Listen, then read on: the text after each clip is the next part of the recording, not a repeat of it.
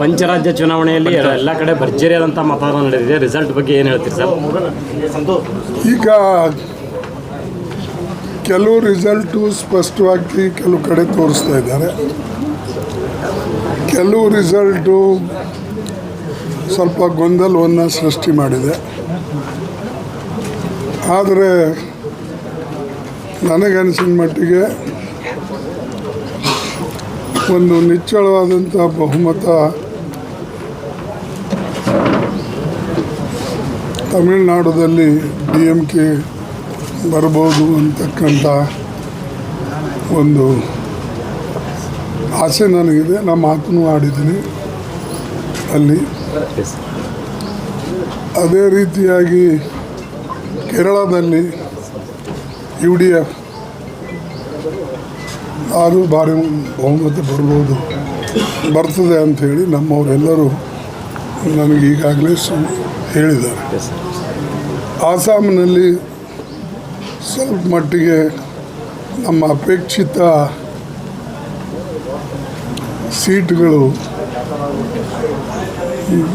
ಬರ್ತಾ ಇಲ್ಲ ಅಂತಕ್ಕಂಥ ಎಕ್ಸಿಟ್ ಪೋಲ್ ಹೇಳ್ತಾ ಇದೆ. ಬಟ್ ಅವ್ರು ತೋರಿಸ್ತಕ್ಕಂಥ ಅಂಕೆ ಸಂಖ್ಯೆಗಳಕ್ಕಿಂತಲೂ ನಾವು ಜಾಸ್ತಿ ಬರ್ಬೋದು ಅಂತಕ್ಕಂಥ ನನಗೆ ವಿಶ್ವಾಸ ಇದೆ. ಪಾಂಡಿಚೇರಿನಲ್ಲಿ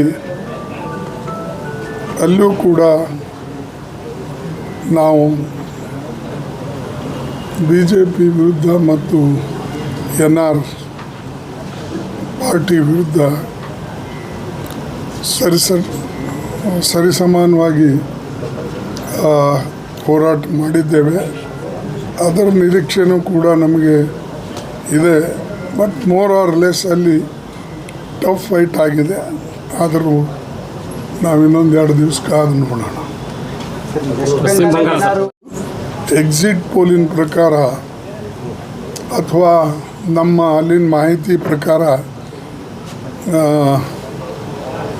ಸಾಕಷ್ಟು ಹಣಾಹಣಿ ಹೋರಾಟ ಇದೆ ಮತ್ತು TMCಗೆ ಮುನ್ನಡೆ ಇದೆ ಅಂತಕ್ಕಂಥದ್ದು ಒಂದು ನಮ್ಮ ಮಾಹಿತಿ ಬರ್ತಾ ಇದೆ. ಎರಡನೇದು BJP ಮತ್ತು ಉಳಿದ ಅವರ ಅಲೈನ್ಸ್ NDA ಪಾರ್ಟ್ನರ್ಸ್ ಅವರು ಸಾಕಷ್ಟು ಸ್ವಲ್ಪ ದಬ್ಬಾಳಿಕೆ ಮಾಡಿ ಹೆದರಿಸಿ CRF ಎಲ್ಲ ಜನರಿಗೆ ಹಾಕಿ ಅವರು ಅಲ್ಲಿ ಮಮತಾ TMCಗೆ ಟಕ್ಕರ್ ಕೊಡ್ತಕ್ಕಂಥದ್ದು ಮಾಡ್ತಾ ಇದ್ದಾರೆ. ಮತ್ತು ಕಾಂಗ್ರೆಸ್ ನಾವು ಅಂತೂ ಮೊದಲಿಂದ ಅಲ್ಲಿ ನಮ್ಮದು ಹೋರಾಟ ಮೊದಲನೇ ಸಲ ನಾವು ಒಂಟಿಯಾಗಿ ನಿಂತಿದ್ದೇವೆ. ಅದಕ್ಕೆ ಪಕ್ಷದ ಹಿತದೃಷ್ಟಿಯಿಂದ ಮತ್ತು ಪಕ್ಷದ ಒಂದು ಬೆಳವಣಿಗೆಗಾಗಿ ಅಲ್ಲಿ ನಮ್ಮ ಹೋರಾಟ ಇದೆ. ಹೀಗೆ ಎಲ್ಲ ಕಡೆ ನಿರೀಕ್ಷೆ ಅಂತೆ ಬರ್ಬೋದು ಅಂತಕ್ಕಂಥದ್ದು ನನ್ನ ಒಂದು ಫೀಡ್ಬ್ಯಾಕ್ ಇದೆ. ಈ ವೆಸ್ಟ್ ಬೆಂಗಾಲಲ್ಲಿ most of exit polls hung assembly ಅಂತ ಹೇಳ್ತಿದ್ದಾರೆ ಸರ್. ಅದೇ ಹೇಳ್ದಲ್ಲ ನಿಮಗೆ, ಅವರು ಕೆಲವು ಓಪನ್ ಆಗಿ ಹೇಳ್ತಾ ಇದ್ದಾರೆ ನಾವು ಗೆಲ್ತೇವೆ ಅಂತ. ಈ ಕಡೆ TMCದವರು ಅಲ್ಲಿನ ಮಾಹಿತಿ ಪ್ರಕಾರ ನಮಗೆ ಅವರು ಸಾಕಷ್ಟು ಪ್ರಯತ್ನ ಮಾಡಿದ್ದಾರೆ, ಅವರು ಬರ್ತಾರೆ ಅಂತ. ಈಗ ನಮ್ಮದೇನು ಪಕ್ಷ ಕಟ್ಟಬೇಕು ಅಂತಕ್ಕಂಥ ದೃಷ್ಟಿಯಿಂದ ನಾವೇನು ವೆಸ್ಟ್ ಬೆಂಗಾಲದಲ್ಲಿ ಹೋರಾಟ ಮಾಡ್ತಾ ಇದ್ದೇವೆ. ಸ್ವಲ್ಪ ಮಟ್ಟಿಗೆ ನಮ್ಮದು ಅಲ್ಲಿ ಇಂಪ್ರೂವ್ಮೆಂಟು ಕಾಣಬಹುದು.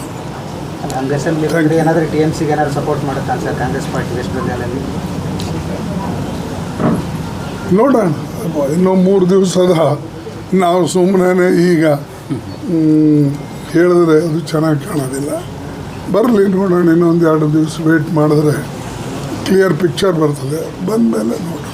Thank you. ಕರ್ನಾಟಕದ ಗೊಂದಲ ಇದೆ. ರಾಜ್ಯದ ನಾಯಕತ್ವ ಅದು ಆದಷ್ಟು ಬೇಗನೆ ಬಗೆಹರಿಸ್ತೇವೆ.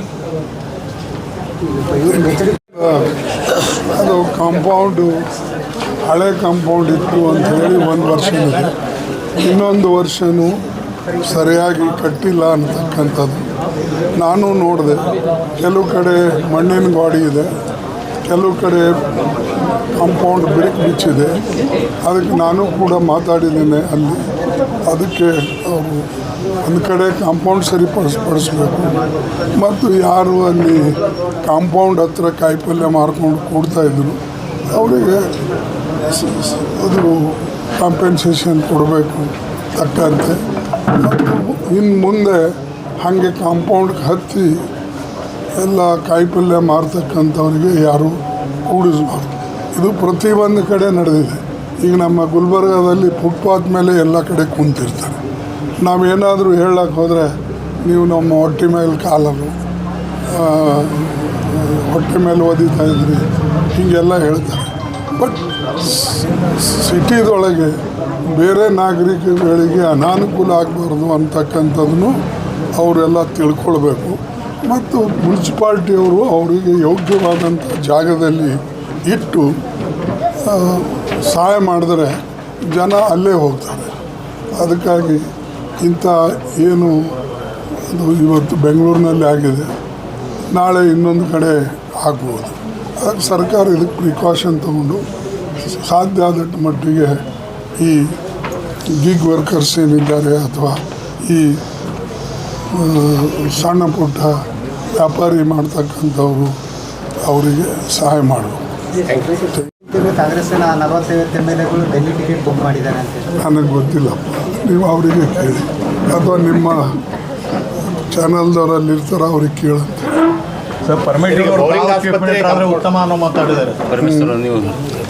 ನಾನಾದರೆ ಉತ್ತಮ ಅಂತ ನೀವು ಹೇಳ್ತೀರಿ, ಅವರು ಹೇಳ್ತಾರೆ, ಮೇಲಿನವ್ರು ಹೇಳ್ತಾರೆ. ಬಟ್ ನಮ್ಮೆಲ್ಲರ ಹಣೆಬಾರ ಅನ್ನೋಕ್ಕಿಂತಲೂ ನಮ್ಮ